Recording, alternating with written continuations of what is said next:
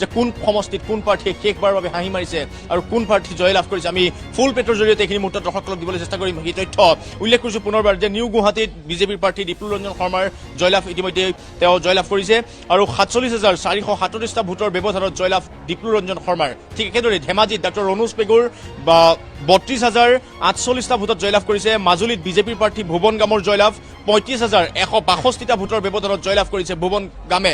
আৰু যোৰহাটত কংগ্ৰেছৰ নেতা গৌৰৱ গগৈৰ এইখিনি মুহূৰ্তত বৃহৎ পৰাজয়ৰ খবৰ আহি পৰিছে। প্ৰদেশ কংগ্ৰেছৰ সভাপতি প্ৰদেশ কংগ্ৰেছৰ যি সভাপতি সন্মুখৰ পৰা নেতৃত্ব দি কংগ্ৰেছ দলটোক আগবঢ়াই লৈ গৈছিল অসমত, বিশেষকৈ সেই নেতাজনেই কিন্তু বৰ্তমান সময়ত যোৰহাটত বৃহৎ তেওঁ পৰাজয় সাব্যস্ত কৰিছে আৰু প্ৰায় ২৩,১৮২টা ভোটৰ ব্যৱধানত জয় লাভ কৰিছে হিতেন্দ্ৰ নাথ গোস্বামীয়ে। আমি দৰ্শকসকলক জনাইছো এই খবৰ বিজেপিৰ হিতেন্দ্ৰ নাথ গোস্বামীৰ ৬৯,৪39টা ভোট লাভ কৰিছে হিতেন্দ্ৰ নাথ গোস্বামী আৰু গৌৰৱ গগৈ লাভ কৰিছে ৪৬,২৫৭টা ভোট। ঠিক একেদৰে খুমটাই সমষ্টিৰ কথা যদি আমি ক'বলৈ যাওঁ এইখিনি মুহূৰ্তত খুমটাই সমষ্টিত মৃণাল শইকীয়াৰ বৃহৎ জয়লাভ আৰু ৫০,০০০ৰো অধিক ভোটৰ ব্যৱধানত জয়লাভ কৰিছে মৃণাল শইকীয়াই।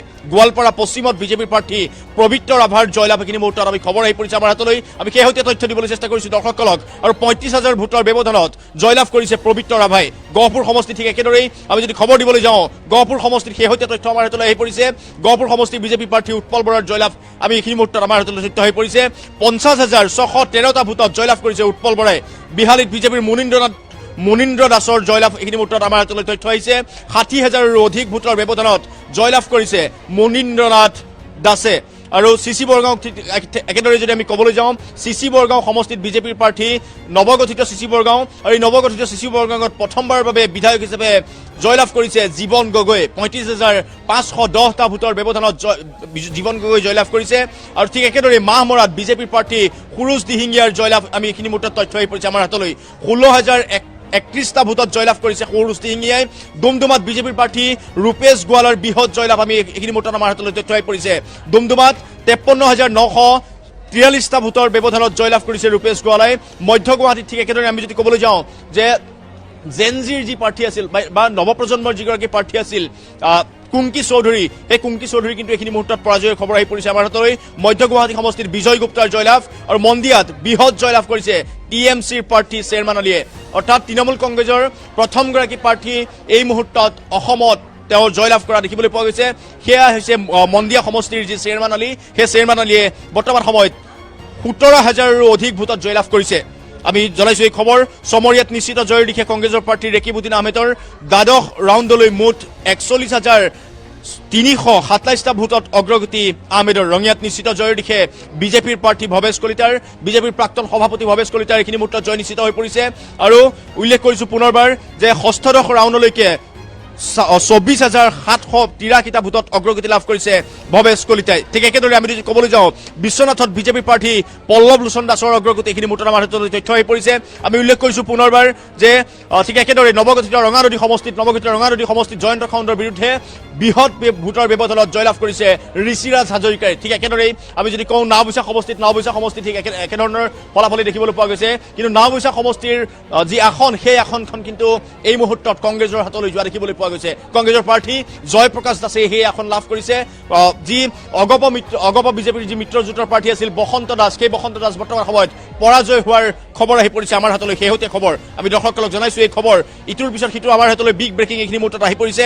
কোন প্ৰাৰ্থীয়ে শেষ হাঁহি মাৰিছে সেই খবৰ আমি দিবলৈ চেষ্টা কৰিছোঁ দৰ্শকসকলক। শেষ মুহূৰ্তৰ খবৰ আমি পুনৰবাৰ জনাইছোঁ দৰ্শকসকলক যে বৰ্তমান সময়ত নৱগঠিত ৰঙানদী সমষ্টিত ঋষিৰাজ হাজৰিকাই বৃহৎ ভোটৰ ব্যৱধানত জয়লাভ কৰিছে। আৰু তাৰ সমান্তৰালকৈ যদি আমি ক'বলৈ যাওঁ নাওবৈচা সমষ্টি, সেই নাওবৈচা সমষ্টিত বৰ্তমান সময়ত কংগ্ৰেছৰ হাতলৈ গৈছে সেইখন আসন। অৰ্থাৎ কংগ্ৰেছৰ প্ৰাৰ্থী জয়প্ৰকাশ দাসে সেই আসন লাভ কৰিবলৈ সক্ষম হৈছে। আমি ঠিক একেদৰেই অসমৰ বিভিন্ন সমষ্টিৰ তথ্য দিবলৈ চেষ্টা কৰিম। কিন্তু এইখিনি মুহূৰ্তত আমি দৰ্শকসকলক যে ৰাজ্যত পুনৰ বিজেপিৰ চৰকাৰ ইতিমধ্যেই গঠন হ'বলৈ গৈ আছে। আৰু তাৰ পূৰ্বে আমি দৰ্শকসকলক জনাওঁ যে ১০০ ঘৰ পাৰ কৰিছে কিন্তু এই মুহূৰ্তত বিজেপি মিত্ৰজোঁটৰ আসনৰ সংখ্যাই। আৰু এইখিনি সময়তেই বিজেপিৰ যি মুখ্য কাৰ্যালয় বাজপেয়ী ভৱনত বৰ্তমান সময়ত উৎসৱমুখৰ পৰিৱেশ দেখিবলৈ পোৱা গৈছে। আবতৰীয়া দীপাৱলী তেওঁলোকে উদযাপন কৰিছে, আবতৰীয়া হোলী তেওঁলোকে উদযাপন কৰিছে। সেই দৃশ্যাংশ আমাৰ হাতত আছে এইখিনি মুহূৰ্তত। আমি পোনে পোনে সেই দৃশ্যাংশ এইখিনি মুহূৰ্তত দেখুৱাবলৈ চেষ্টা কৰিছোঁ দৰ্শকসকলক। প্ৰতিকূল বতৰকো নেওচি কিন্তু তেওঁলোকে বিজয় উল্লাস বৰ্তমান সময়ত অব্যাহত ৰাখিছে বিজেপিৰ মুখ্য কাৰ্যালয়ৰ বাজপেয়ী ভৱনত। আমি সেই দৃশ্যাংশসমূহ দেখুৱাইছোঁ এইখিনি মুহূৰ্তত। বৰষুণ দিছে, নাচ বাগ কৰা দেখিবলৈ পোৱা গৈছে এইখিনি মুহূৰ্তত, যিহেতু এশৰ ঘৰ পাৰ কৰিছে বিজেপিৰ মিত্ৰজোঁটৰ আসনে, আৰু তাৰ পৰিপ্ৰেক্ষিততে এনেদৰে দেখিবলৈ পোৱা গৈছে বিজেপিৰ বাজপেয়ী ভৱনত বৰ্তমান সময়ত উৎসৱমুখৰ পৰিৱেশ দেখিবলৈ পোৱা গৈছে। মুষলধাৰ বৰষুণৰ মাজত তেওঁলোকে নাচি বাগি তেওঁলোকে উল্লাস কৰা দেখিবলৈ পোৱা গৈছে, আনন্দ উল্লাস কৰা দেখিবলৈ পোৱা গৈছে। ঠিক একেদৰে আমি যদি দৰ্শকসকলক জনাওঁ এইখিনি মুহূৰ্তত আমি সেই দৃশ্যাংশসমূহ দেখুৱাইছোঁ পোনে পোনে, আৰু আমাৰ হাতলৈ বিভিন্ন ধৰণৰ ফলাফল আহিবলৈ এইখিনি মুহূৰ্তত আহিছে। আমি জনাইছোঁ এই খবৰ যে কোন সমষ্টিত পুনৰবাৰ কোন আগবাঢ়ি আছে শেহতীয়াভাৱে। আমি যদি সেই কথা জনাবলৈ চেষ্টা কৰোঁ যে সপ্তদশ ৰাউণ্ডৰ শেষত যি ধিং বিধানসভা সমষ্টি, সেই ধিং বিধানসভা সমষ্টিত কিন্তু বৰ্তমান সময়ত ৰাইজৰ দলৰ সৰ্বমুঠ অগ্ৰগতি দেখিবলৈ পোৱা গৈছে। ৰাইজৰ দলৰ 64,605টা ভোটত বৰ্তমান সময়ত অগ্ৰগতি লাভ কৰিছে তেওঁলোকে। আৰু ইয়াৰ পিছতে ঠিক একেদৰে আমি জনাইছোঁ এই খবৰ, তাৰ পোনে পোনে আমি দেখুৱাই গৈছোঁ বাজপেয়ী ভৱনৰ সেই দৃশ্যাংশসমূহ দেখুৱাই গৈছোঁ। বৰ্তমান সময়ত মুষলধাৰ বৰষুণৰ মাজত তেওঁলোকে কিদৰে নাচ বাগ কৰি আনন্দ উল্লাস কৰা দেখিবলৈ পোৱা গৈছে, যিহেতু তেওঁলোকে পুনৰবাৰ অসমত বিজেপি চৰকাৰ গঠন কৰিব। আৰু এই ক্ষেত্ৰতেই এনেদৰে তেওঁলোকে বৰ্তমান সময়ত নাচ বাগ কৰা আনন্দ উল্লাস কৰা দেখিবলৈ পোৱা গৈছে। আবতৰীয়া দীপাৱলী দেখিবলৈ পোৱা গৈছে। আমি দেখুৱাইছোঁ এই খবৰ, আমি পুনৰবাৰ জনাইছোঁ এই কোন সমষ্টিত কোন প্ৰাৰ্থী আগবাঢ়ি আছে। সপ্তদশ ৰাউণ্ডৰ অন্তত বোকাজান সমষ্টিত বৰ্তমান সময়ত সূৰ্য ৰংফাৰে পাইছে বিজেপিৰ 67,997টা ভোট, আৰু ৰতন ইংতিয়ে লাভ কৰিছে 50,996টা ভোট। অৰ্থাৎ বিজেপিৰ যি সূৰ্য ৰংফাৰ, সেই সূৰ্য ৰংফাৰে বৰ্তমান সময়ত অগ্ৰগতি লাভ কৰিছে 17,001টাকৈ ভোটত। আমি এই খবৰ জনাইছোঁ, শেহতীয়া খবৰ আমি দৰ্শকসকলক জনাবলৈ চেষ্টা কৰিছোঁ। আমাৰ ইটোৰ পিছত সিটো আপডেট আহি আছে, আমি NKTVৰ জৰিয়তে দৰ্শকসকলক ইটোৰ পিছত সিটো আপডেট দিবলৈ চেষ্টা কৰিছোঁ। পুনৰবাৰ জনাইছোঁ এই খবৰ। হাফলঙত যদি আমি জনাওঁ 14 ৰাউণ্ডৰ শেষত আমি যদি কওঁ NPPৰ প্ৰাৰ্থী যিগৰাকী আছিল তেওঁ 1389টা ভোট লাভ কৰিছে। কংগ্ৰেছৰ প্ৰাৰ্থীগৰাকীয়ে 1388টা ভোট লাভ কৰিছে, আৰু বিজেপিৰ প্ৰাৰ্থীগৰাকীয়ে 4,553টা ভোট লাভ কৰিবলৈ সক্ষম হৈছে। একেদৰে আমি যদি জনাওঁ সেই সমষ্টিটোত অৰ্থাৎ হাফলং সমষ্টিত বিজেপিৰ প্ৰাৰ্থীগৰাকীয়ে 13 নম্বৰ ৰাউণ্ডৰ শেষত তেওঁ 37,542টা ভোটত অগ্ৰগতি লাভ কৰিছে এইখিনি মুহূৰ্তত। আমি জনাইছোঁ এই খবৰ। গুৰেশ্বৰ বিধানসভা সমষ্টিৰ কথা যদি আমি জনাবলৈ যাওঁ দৰ্শকসকলক, গুৰেশ্বৰ বিধানসভা সমষ্টিত 13 ৰাউণ্ডৰ শেষত পবিত্ৰ কুমাৰ বড়োৱে লাভ কৰিছে, UPPLৰ যিগৰাকী প্ৰাৰ্থী আছিল তেওঁ লাভ কৰিছে 1425টা ভোট লাভ কৰিবলৈ সক্ষম হৈছে। সৰ্বমুঠ তেওঁ বৰ্তমানলৈকে ভোট লাভ কৰিছে 20,287টা, আৰু ভিক্টৰ কুমাৰ দাসে বৰ্তমান সময়ত লাভ কৰিছে 81,204টা ভোট। অৰ্থাৎ ভিক্টৰ কুমাৰ দাসে বৰ্তমান সময়ত লিড লৈ আছে, তেওঁ অগ্ৰগতি লাভ কৰিছে 60,917টা ভোটত। আমি দৰ্শকসকলক এই খবৰ জনাইছোঁ। বৰ্তমান সময়ত কংগ্ৰেছৰ যি প্ৰাৰ্থী আছিল চামগুৰি সমষ্টিলৈ আমি যাব বিচাৰিছোঁ।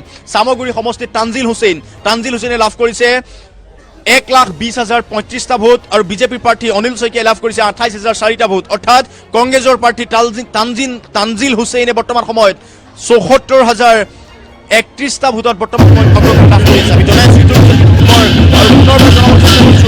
একেদৰে টিয়কৰ কথা যদি আমি জনাবলৈ যাওঁ এইখিনি মুহূৰ্তত AGPৰ যিগৰাকী প্ৰাৰ্থী অৰ্থাৎ অসম গণ পৰিষদৰ যিগৰাকী মিত্ৰজোঁটৰ প্ৰাৰ্থী আছিল তেওঁ লাভ কৰিছে 10ম ৰাউণ্ডৰ শেষত তেওঁ লাভ কৰিছে 6,559টা ভোট।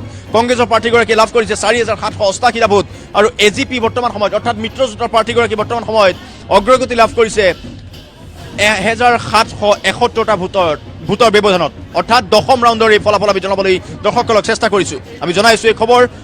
আমি যদি এইখিনি মুহূৰ্তত ৰহাৰ খবৰ দিবলৈ যাওঁ দৰ্শকসকলক, ৰহাৰ 14টা অৰ্থাৎ 4ৰ্থ ৰাউণ্ডৰ শেষত যদি আমি খবৰ দিবলৈ যাওঁ, বিজেপিয়ে লাভ কৰিছে 74,333টা ভোট, আৰু কংগ্ৰেছে লাভ কৰিছে 65,341টা ভোট। অৰ্থাৎ 15টা ৰাউণ্ডৰ শেষত বিজেপিৰ প্ৰাৰ্থীগৰাকী বৰ্তমান সময়ত 8,992টা ভোটত বৰ্তমান সময়ত অগ্ৰগতি লাভ কৰি আছে। ইটোৰ পিছত সিটো খবৰ আমি জনাইছোঁ।